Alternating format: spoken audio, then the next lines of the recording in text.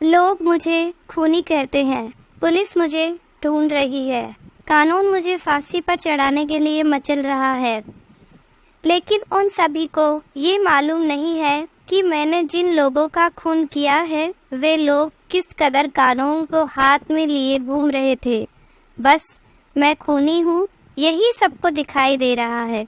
अरे खूनी तो कानून है, समाज है और समाज के मुखिया हैं जो निर्दोष लोगों पर जुल्म ढा रहे हैं, उनका अंधेरे में गला घोट रहे हैं।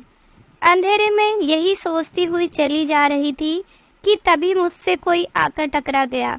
डर के मारे मैं 2-3 कदम पीछे हट गई।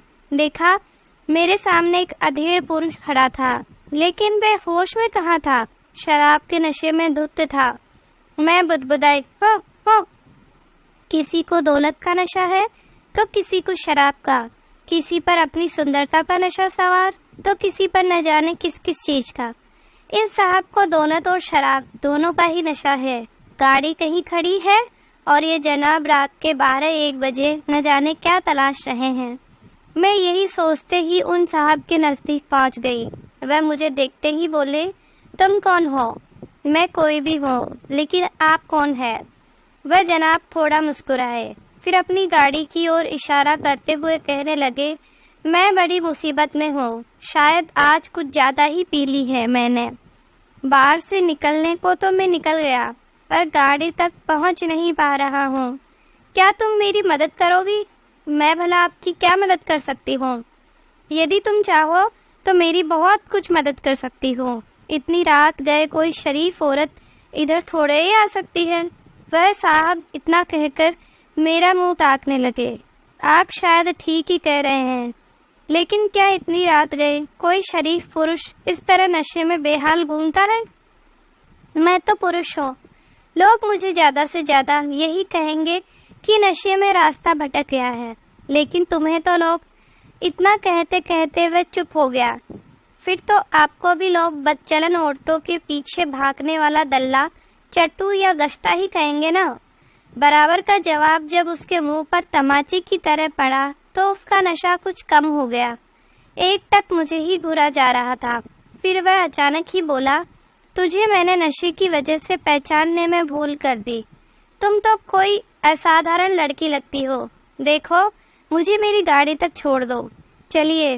मैंने उसका हाथ पकड़ा और पास ही खड़ी गाड़ी में बिठा दिया। आप गाड़ी चलाना तो जानते ही होंगे। हाँ, जानता तो हूँ, पर इस हालत में क्या मैं गाड़ी चला सकता हूँ? प्लीज़ मुझे मेरे घर तक छोड़ दो।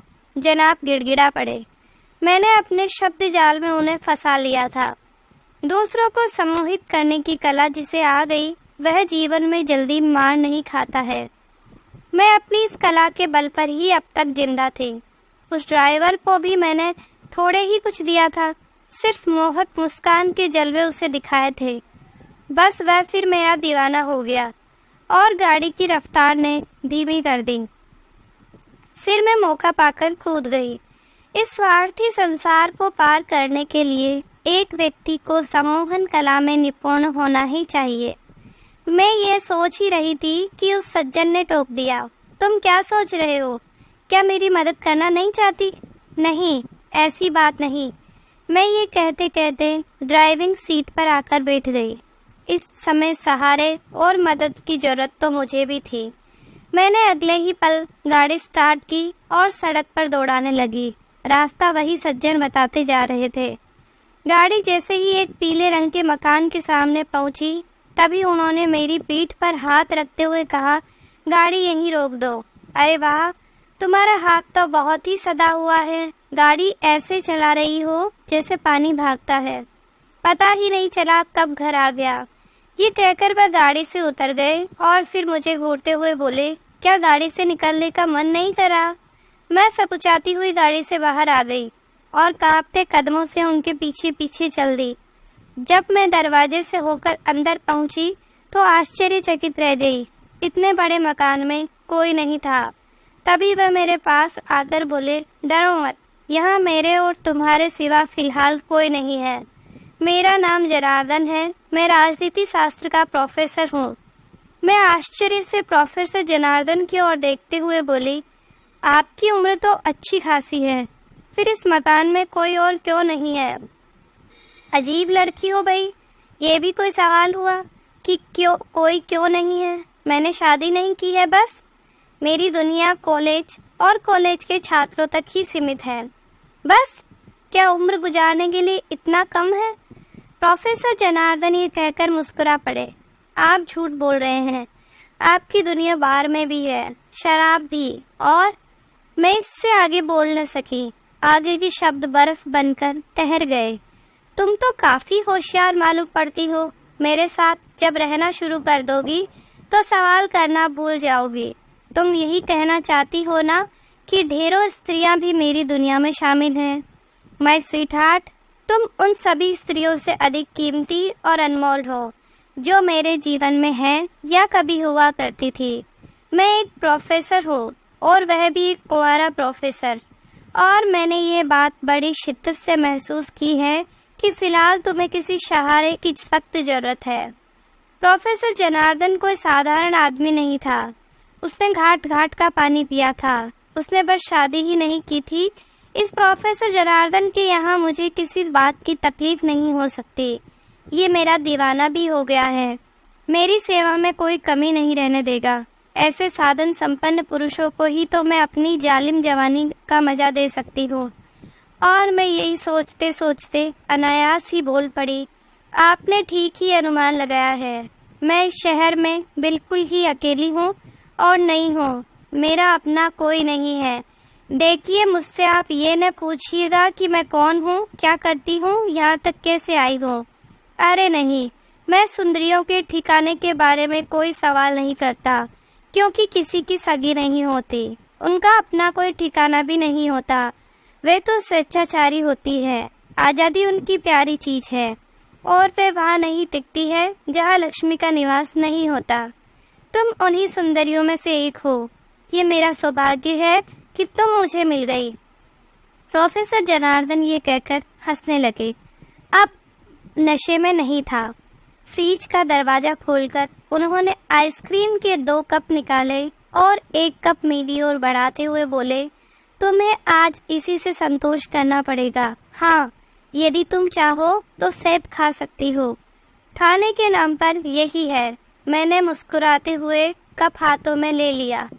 मैं सफ़र की थकी हुई है, इसीलिए आइसक्रीम ही काफ़ी है। ये कहकर मैं आइसक्रीम खाने लगी। प्रोफेसर जनार्दन चुप्पी तोड़ते हुए बोले, क्या तुम भी स्त्री पुरुषों के उन संबंधों को गलत मानती हो जो बगैर विवाह के ही बन जाते हैं? नहीं, ऐसे संबंधों में मैं स्त्री की सहमति को ज़्यादा महत्व देती हूँ। अगर स्त्री राजी है, उसे कोई ऐतराज़ नहीं है, तो पुरुष उसके साथ यौन संबंध बना सकता है। किन्हीं मजबूरियों में, किन्हीं दबावों में, किन्हीं अन्य कारणों से औरत किसी पुरुष के साथ यौन संबंध बनाती है तो वह मुझे स्वीकार नहीं। मैं उसे स्त्री के साथ बलात्कार की संज्ञा देती हूँ। मेरे ये कहते ही प्रोफेसर जनार्दन मुझसे काफ़ी प्रभावित हो गए। बोले, मैं तुम्हारे इन विचारों से काफ़ी प्रभावित हूँ, लेकिन तुम इन संबंधों में औरत की वकालत क्यों कर रही हो? क्या पुरुष की सहमति का कोई महत्व नहीं है? बलात्कार तो पुरुष के साथ औरत भी कर सकती है या करती है। मैंने माना कि वह सेक्स की मांग नहीं करती है, पर क्या वह इसके लिए इशारे नहीं करती, उससे छेड़छाड़ नहीं करती है? प्रोफेसर के शब्दों में दृढ़ता थी। वह मेरे मुंह से यही कहलवाना चाहते थे कि औरत के इशारे ही पुरुष को उनकी ओर आकर्षित करते हैं या उनके साथ जोर जबरदस्ती करने के लिए उन्हें उकसाते हैं। लेकिन मैं बोली, ऐसे इशारे या छेड़छाड़ उन हालातों में होते हैं जब स्त्री की सहमति होती है या वह उस पुरुष को चाहने लगती है। वैवाहिक या अवैवाहिक संबंधों में ये कोई जरूरी नहीं है कि स्त्री पुरुष एक दूसरे को चाहते ही हो। चाहत या प्रेम एक अलग चीज है और सेक्स एक अलग चीज है। जिससे विवाह हुआ है उससे शारीरिक संबंध प्रेम हो या न हो बनाने पड़ते हैं। कहीं स्त्री पुरुष के साथ बलात्कार करती है तो कहीं स्त्री के साथ पुरुष बलात्कार करता है। ऐसा वैवाहिक अवैवाहिक दोनों ही संबंधों में होता है। मुझे स्त्री पुरुष के संबंधों के विषय में अच्छी जानकारी है, पुरुष ऐसे मामलों में ज़्यादा निष्ठुर, स्वार्थी और अवसरवादी होते हैं। प्रोफेसर जनार्दन मेरे पास आकर कहने लगे, इसका मतलब तुमने ढेर सारे पुरुषों को बहुत करीब से परखा है। मैं कैसा लगा तुम्हें? आप भी मेरे जीवन में आए उन्हीं पुरुषों की तरह ही हैं। मैं किन मुसीबत से गुजर रही हूँ, मेरी तबीयत कैसी है, मेरी सहमति है या नहीं, आप भी उन्हीं पुरुषों की तरह जानना नहीं चाहते और जानने की कोशिश भी नहीं करनी चाहिए, क्योंकि मैं भी तो आपको इस्तेमाल कर रही हूँ। ये कहकर मैं पलक पर टांगे फैलाकर लेट गई और सोचने लगी, जीवन में रखा ही क्या है, जीतना है उसको ढंग से जी लेने में ही जीवन की सार्थकता है। प्रोफेसर जनार्दन ने मुझे सहारा दिया है, मेरी कीमत का इसे एहसास है, मेरी सेवा में तन मन धन से लगा हुआ है। मैंने यही सोचते सोचते पैंट खोलकर एक तरफ रख दिया। मेरी टांगे अब नंगी थी। प्रोफेसर मेरे करीब आकर बोले, क्या तुम्हारी सहमति है? मैंने उनके गाल पर जोर से चिकोटी काट दी। वह उछलकर उठे और मेरी जांघों को झुककर जीभ से चाटने लगे। मैं हंस पड़ी। जब एक बुद्धिजीवी कहे जाने वाले प्रोफेसर की ये हालत है, तो फिर लोग एक आम आदमी को क्यों गालियां निकालते हैं? मैं ये सोच ही रही थी कि प्रोफेसर मेरे वक्षों को जीभ की नोक से सहलाने लगा। मैं खिलखिलाकर हंसने लगी। इतना खूबसूरत क्षण मेरे जीवन में काफ़ी दिनों बाद आया था। तभी वह प्रोफेसर अचानक ही इंसान से हैवान बन बैठा। मेरा शरीर नोचने खरोचने लगा और दांतों से भी काटने लगा। मैं जोर जोर से चीखने लगी, लेकिन उसकी भुजाओं की पकड़ से स्वयं को छुड़ा न सकी। फिर वह अचानक ही शांत हो गया और फिर इंसान की तरह यौन व्यवहार करने लगा, लेकिन मुझे सेक्स में कोई आनंद नहीं मिला। अधिकांश पुरुष होते ही ऐसे हैं जो सिर्फ स्वयं के लिए ही सहवास करते हैं। और प्रोफेसर जनार्दन जब थक गया तो वह जाकर दूसरे कमरे में सो गया। मैं निर्जीव सी घंटों बिस्तरों पर यूं ही पड़ी रही। मेरा सारा शरीर लहूलुहान हो गया था। मुझे ऐसा लग रहा था जैसे कुछ देर पहले किसी भेड़िए से मेरी मुठभेड़ हो गई हो और उसने मेरे शरीर को घायल कर दिया हो। शायद यही स्थिति अधिकांश औरतों की भी है। पुरुष के इस खूनी यौनाधरण को झेलना उनके जीवन से जुड़ गया है। पुरुष इसी को सहवास कहते हैं। न जाने मैं यही सब सोचते हुए कब सो गई, इसका होश ही नहीं रहा। सुबह के 4 बजे जब मेरी आँख खुली तो मैं खटर पटर की आवाज़ सुनकर सहम गई। जब मेरी दृष्टि सामने पड़ी तो आंखें आश्चर्य से फटी की फटी रह गई। 2 खूबसूरत 18-19 वर्षीय युवती अर्धनग्न प्रोफेसर जनार्दन की बाहों में थी और प्रोफेसर सहित वे दोनों युवतियां भी शराब के नशे में धुत थी। मैं बिस्तर पर बैठी बैठी बोली, प्रोफेसर, इन लड़कियों ने तुम्हारा क्या बिगाड़ा है जो इनकी अस्मत से भी खेल रहे हो और इन्हें नशे की लत भी डाल रहे हो।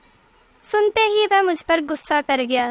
तुम मेरे ही मकान में रहकर मुझे ही जीवन का पाठ पढ़ा रही है। तुम कितनी स्वार्थी हो। अपने लाभ के लिए तुम किसी से भी यौन संबंध बना सकती हो, पर दूसरों को ऐसा करते नहीं देख सकती। इन लड़कियों को मुझसे काम है। ये अच्छे नंबरों से पास होना चाहती है।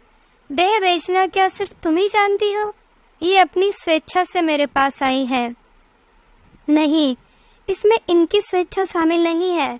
ये तुम्हें रिश्वत के रूप में अपनी देह दे रही है। ये मजबूर है और ये तुम्हारे दबाव में आकर ऐसा कर रही हैं। मेरे ये कहते ही प्रोफेसर हंसने लगा। कल रात की मानसिक दबाव में तो मैंने तुम पर भी जोर डाला था, तब तो तुम कुछ भी नहीं बोली। तुम भी तो मजबूर हो। तुम्हारे पास घर नहीं है, पैसे नहीं है, नई जगह में तुम आई हो। तुम अपनी देह मुझे ये सब पाने के लिए ही तो दी, फिर दूसरों के लिए उल्टा क्यों सोचती हो? प्रोफेसर की बातों का मेरे पास कोई ठोस जवाब नहीं था, इसीलिए मैं चुप हो गई। अब मैं सोच रही थी, इस दुनिया में हर कोई मजबूर है और इसी मजबूरी का फ़ायदा एक व्यक्ति दूसरे व्यक्ति से उठा रहा है। मुझे इस जगह को फ़ौरन छोड़ देना चाहिए। मुझे अब मजबूरियों के आगे झुकना नहीं है। ये सोचते ही मैं उठ खड़ी हुई, कपड़े पहने और प्रोफेसर के मकान से निकल गई। दोस्तों, इस कहानी का, इस नॉवल का अगला भाग देखने के लिए प्लीज़ चैनल को सब्सक्राइब करना मत भूलिएगा। Thank you.